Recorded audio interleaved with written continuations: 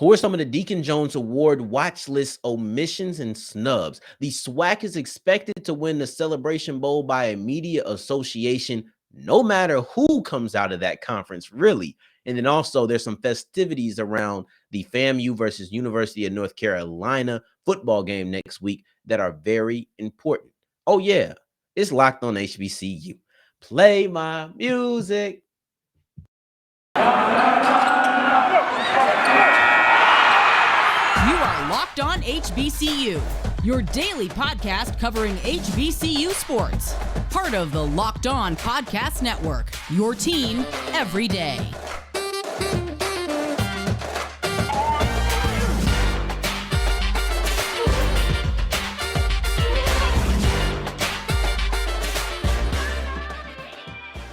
What's going on, family? Welcome back to an episode of the Locked on HBCU podcast, your number one daily one-stop shop for everything HBCU athletics, Monday through Friday, part of the Locked On Podcast Network, your team every day. And I, of course, am Darian Gray, aka the Mouth of the South, Texas Southern alum and former TSU Herald sports editor. Thank you for going on this journey with me, making Locked on HBCU your first listen of the day every day. And remember, just because the mic cuts off does not mean that the journey is over. It just means it's time to follow me on Twitter at South Exclusives. We're not even trying to point to the graphic down below because I have no trust in my pointer finger. Now, on yesterday's episode, which if you have not checked out, please go do, because I was very happy with that episode. It's my first episode post-COVID and my voice felt significantly better. So I'm very proud about that episode. So if you have not checked that out, please do that. Now, this is kind of a sequel of sorts. It's not a continuation. It's not something I expected. It's a spinoff. There we go. It's better yet, it's a spinoff. And yesterday, I was surprised with the lack of quarterbacks on the Deacon Jones Award watch list. And today, HBCU Sports released 10 players that they felt like were notable omissions. Now, I'm not a list maker. I don't make lists, okay? But I do react to these lists. I do comment on these lists, but it's just not me to make them. Now, I don't know if HBCU Sports is trying to take that 49 to 59 and just add these 10 players, or if they're trying to take 10 players off. I don't know. You would have to ask them. As you know, yesterday I added 2 quarterbacks, but I took 2 players off as well. So there's that. Now, I said we should have 9 quarterbacks on this list, 2 from each conference, and I'll take Draylon Ellis as my independent out of Tennessee State. The the Black College Football Hall of Fame said, no, we're going to give you 5. And HBCU Sports came and split it right down the middle. I guess that's how negotiations work, right? You on this side, I'm on this side. Let's just meet in the middle. And that's exactly what we did. So you have 7 quarterbacks on this list if you add in the 2 quarterbacks in these 10 omissions. And those quarterbacks are Andrew Body out of Texas Southern and then Quentin Williams out of Howard. Everybody knows how I feel about Andrew Body. I'm not going to go on about that right now. But Quentin Williams was interesting. Last year, he was a third-team All-MEAC tied with Corey Fields. They both got that designation. Now, when it came to the preseason MEAC team, Corey Fields got that nod. Now, the reason I got to 9 was the first and second team quarterback from each conference. According to, or in the words of HBCU Sports, they feel Quentin Williams is very underrated. So I would assume that they would think he's the second, if not the first best quarterback in that conference. And it would make sense how he is on this list right here. Now, as we go through these 10 omissions, if you didn't read the 49 people, because I didn't do that on yesterday's episode, but if you didn't read the 49 players, there's probably going to be, I'm going to say 3 to 5 players on this list that you're just scratching your head and saying they weren't on this list. I think that Andrew Body is one of those players. Let's get to 3 players who I think are also undeniably on that list. Jason Dumas, defensive tackle out of Southern, Esaias Guthrie, safety out of Delaware State, and then Aubrey Miller, linebacker from Jackson State. The reason I specify these 3 players and lump them all together is that also on this week's episode, or one of this week's episodes, we've had a lot of really good episodes this week, right? But on this week, we talked about the NCAA's list of best HBCU player at every single position. Dumas, Guthrie, and Miller were all on there for linebacker, safety, and then also defensive lineman, respectfully. This is three notable omissions that really shakes me up. I don't think that Dumas is going to have a learning curve switching from Prairie View to Southern. I don't expect that Guthrie is going to have a fall off after a fantastic freshman season in which he led the MEAC in interceptions. And I don't think that Aubrey Miller suddenly is going to learn or forget how to tackle. He led the Swac in tackles. He had top 10 stats in tackles for loss and sacks. This is a very disruptive player in a multitude of ways, and they were all voted as best at their position. Notable omissions. I believe that those 3+ body or 4 that, to me, were very head scratching. Now let's continue rolling with our list, and we'll go with another linebacker just to keep it at the best position on the football field. And I'm talking about Jacob Roberts out of North Carolina A&T. This would give A&T their only player on the list. They were the only conference that has an HBCU in it with the Big South that was not represented. Even Hampton had a couple of players. A&T did not. Last year, he was one of the Big South players, and he had a lot of impact on the defensive and the special team side. He had 4 blocked kicks. That's remarkable. 4 block kicks. That's a skill. You wreaking havoc on the special teams if you're getting 4 of those. On the defensive side, the main job, right? We talk about taking care of the main thing first, right? Let's go ahead and eat our entree before we get to our sides. He had 84 tackles. He had 12 tackles for a loss, 5 interceptions, or excuse me, 5 sacks. If he had 5 interceptions, he better be on this list as a linebacker. But he had 5 sacks, and then he also had an interception. So depending on who you are, that might pale in comparison to his blocked kicks, but it was still impressive nonetheless. Brandon Savage, not only does he have a fantastic name, he also is a pretty good defensive back, and he had a lot of ball production last year. He was second in the MEAC in interceptions with 3. He tied that with his teammate as well. But then also he was second in the MEAC in pass deflections. So when you're looking at overall ball production, you have 13 plays on ball at the defensive back position. This is impressive, and you'll see why, most people are saying, well, he should have been on there. Semyon Wilkerson, running back, Jackson State. Savage was out of Norfolk State, But Wilkerson out of Jackson State. Now, his freshman season, he played for Delaware State. Good running back.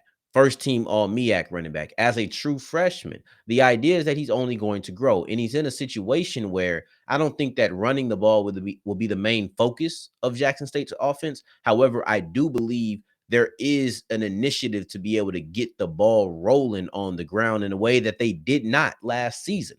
So with that, there will be a focus and an emphasis on getting Wilkerson the ball.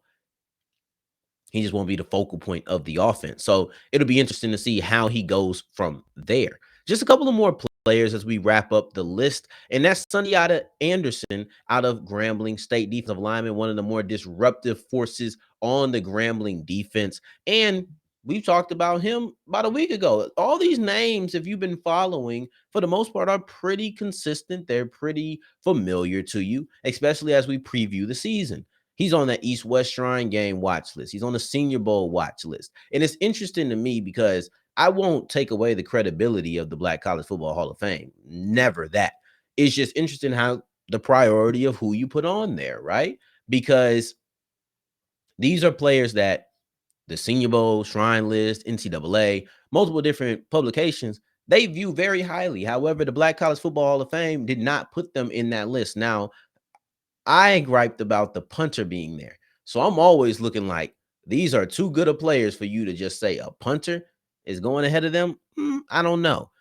I also singled out a kick returner. However, Brandon Codrington is another fine kick returner, a return specialist, and one of the better ones. You're looking at 15 yards per punt return, 22.5 yards per kickoff return. He also had 40 tackles, over 40 tackles, and 4 pass breakups. So not only is he dynamic when you punt the ball to him, and he had that big time play in the Swac MEAC challenge, it's not just that. He also impacts the game on defense. Now, obviously, the return specialist is going to get a lot of eyes, especially when you're getting 20 yards of kick return. But he also impacted the game on defense. So those are your 10 players. And listen, it's hard to argue them. I think there's 3 to 5 players where it's like, how did you not make the list? Is there anybody that you feel should have made the list that either was not a part of the 49, was not part of the 10 people I just said were an omission via HBCU Sports, or maybe just somebody that you just want to say, hey, I just want to mention this player, whether they were there or not. Let me know in the comments below. Let me know on Twitter. Y'all know how it goes. South exclusives, still not pointing at it though. Now going forward, we're going to be talking about the HBCU Pro Sports Media Association because they believe overwhelmingly the Swac will win the Celebration Bowl. Kind of interesting, kind of not. I'm going to tell you why it's a surprise and not a surprise at the same time. But first, I got a serious message for you. Why are we still driving drunk after the invention of Uber, the invention of Lyft, ride share? Let's hunker down or bunker down on this. I don't care how many drinks you have. Me personally, I don't even like to drink when I go out. I don't. I'm safe that way. I'm cautious that way because if you think the worst thing that can happen is, oh, I get a citation or I get a ticket or I might have to go to jail or I might get my license revoked. No, the worst thing that could happen is you take a life. The worst thing that could happen is you impact somebody that is not you. That's one of the worst things that can happen when you drive drunk. It's bigger than just, oh, I might get pulled over and lose my license. No. We have rideshare, Lyft, Uber. There's too many options to still be driving drunk. You have people who care for you. If you see somebody driving drunk, or excuse me, you see somebody who's been drinking too much, take the keys. Take the keys. Take them back home. Take her back home. Take them back to the spot tomorrow. It's that simple. Some people can't help themselves. You got to help them for them. It's just that simple. Listen, either drive sober or get pulled over. We keep on rolling on today's episode of Locked on HBCU, and I appreciate you making us your first listen of the day every day. Now, the ultimate college football preview is here. A 7-episode preview with the college, local, and Odyssey insiders. These are the opinions that you need to have to get ready for the college football season. Search for Ultimate College Football Preview on your Odyssey app, YouTube, or wherever you get your podcast. Also, I'd like to give you the word of the day, which is reek, not as in smelly, but reek as in to bring about or cause something that is harmful or damaging. And we talked about how Brandon Roberts was wreaking havoc on the special teams unit for North Carolina, or excuse me, Jacob Roberts was wreaking havoc on the special teams unit for North Carolina A&T. Now I want to talk about the HBCU-Pro Sports Media Association. They believe that the Swac will win the Celebration Bowl. Now, the reason I say this is interesting / not interesting, surprising / not surprising. The reason I say this is because let's start off with the surprising side. The Swac has not looked good in this event. They just haven't. They've only won one time. The MEAC has had the Swac's number when we're talking about the Celebration Bowl. However, at the same time, it's not surprising because let's be real. In most people's minds, the best team going into the season is Jackson State. That's most people's mind. The big three is JSU, FAMU, and then South Carolina State. I'm not sure if you ask the majority of people, FAMU or South Carolina State, which one they'll put above the other. I do know that most people will likely say JSU at number one, but other than that, it's kind of a toss-up. We'll see what the association thinks about that. And of course, it's just sports media, writers, analysts, who are all giving their opinion on how this HBCU landscape is going to shake out. I'm not going to go through every single poll. Instead, I'm going to only give you the people who got votes to win their conference or division. And let's start off with the MEAC because it's a smaller conference. South Carolina State, by and far, is the favorite to win this division. Out of the 20 media members who gave votes, and all of these numbers are out of 20, they got 16 of those votes. That left just 4 for the rest of the 5 teams. You can't even give every team in the MEAC a vote after South Carolina State came and took all of that, right? But Norfolk State got 2. Central got 1. Howard got 1. So that's how it shakes out. South Carolina State getting 16, Norfolk at 2, North Carolina Central at 1, and Howard at 1 as well. Going forward, you got Jackson State and FAMU dominating the Swac East. And that's how it is. I think those are the 2 favorites in the conference. So, and they're in the same division. I would love if they were on different sides and could meet up, but that's not the case. I'm okay with that not being the case. But I will say this, you are going to be looking at Jackson State getting 14 and then FAMU getting 6 votes. And this is very important that we remember, and I will call back to just how many votes that FAMU got to win their division. On the other side, it's significantly more divided. You got the big three on that side as well, and that's Alcorn, who had 10 votes, Southern, who had 8 votes, and then you had Grambling, who had 1 vote, and a surprise vote for Texas Southern. Somebody in there got a little bit of sense. I don't know who it was, but if you're listening, you can tell me at South Exclusives. I won't tell anybody your identity, but I just want to know, and I want to digitally shake your hand. Shout out to Apple for allowing you to change colors on the shake hand emoji. It's about stinking time. I wasn't even using it because they didn't allow me to change to my complexion. I'm just being honest, okay?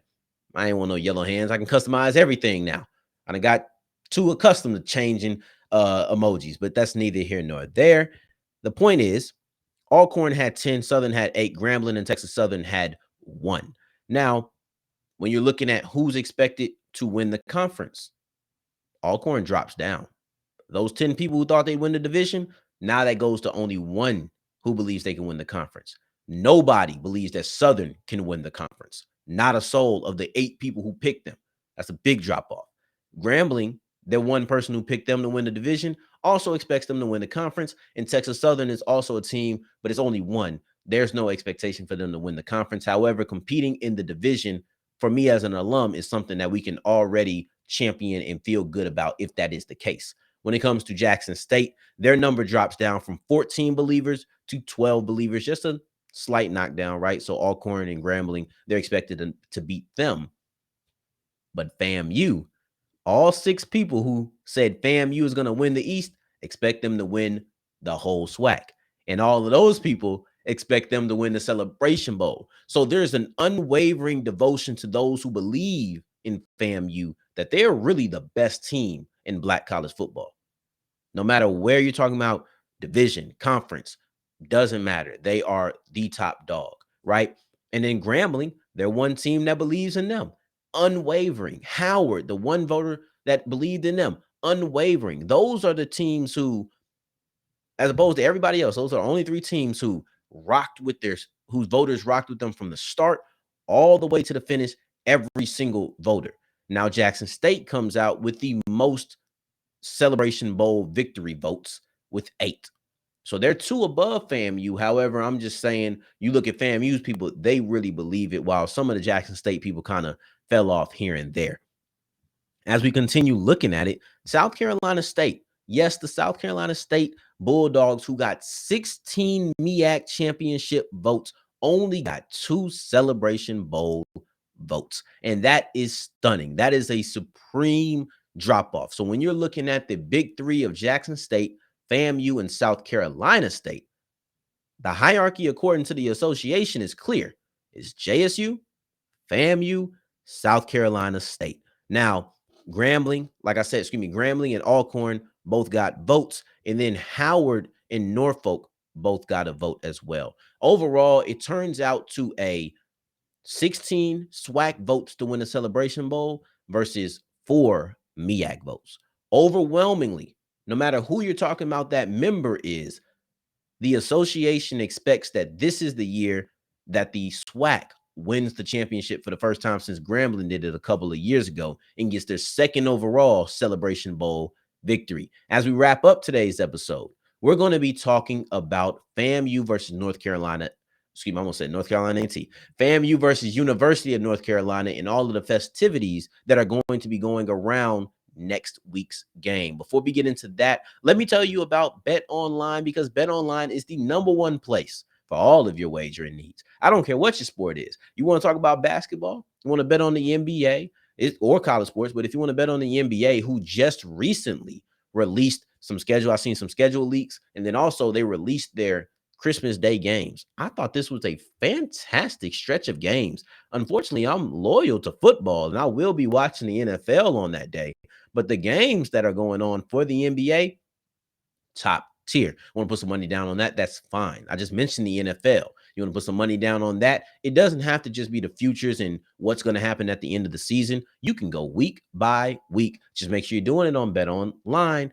They are the #1 place for all your wagering need, and also the fastest and easiest way to wager on all of your sports. Bet Online, where the game starts. We're wrapping up today's episode of Locked On HBCU, and we're talking about FAMU versus the University of North Carolina. And listen, the result of the game, it's probably not even, it's not top two things that I'm looking for in this matchup. And it honestly might not even be top three. I don't know. But today, on today, I can tell you that that is not what the focus is. I'm not even focusing on the game itself. I'm focusing on the things around the game, the surroundings of this FAMU versus North Carolina matchup. Now, I'm going to call them UNC because we're going to be referencing the state of North Carolina, and I don't want to get it confused with the actual university. So when I'm talking about the university, I'm going to say UNC. UNC has labeled this the celebration, the HBCU celebration game. And I want to give them a little golf clap because I think that it would be quite easy for you to just say, okay, FAMU's coming. We're just going to represent some FAMU people and we're going to call it a day. But UNC is in a state that is rich with HBCU roots. And in this, Central, Winston-Salem State, and North Carolina A&T are all well represented when we're talking about the honorary captain. So I'm glad that they didn't just say, yeah, we got FAMU here. That's our representation, and that's why we call it HB celebration. No, bring some of these North Carolina HBCU roots. Let it be North Carolina HBCU culture and Florida HBCU culture meshing together, and that's what I'm here for, right? So let's get into some of these honorary captains, and the closest connection between UNC and the HBCU culture here is Rod Broadway. And Rod Broadway played defensive tackle for the Tar Heels before venturing into coaching. And when he did that, he was mostly in North Carolina. He did spend some time, I think 4 seasons.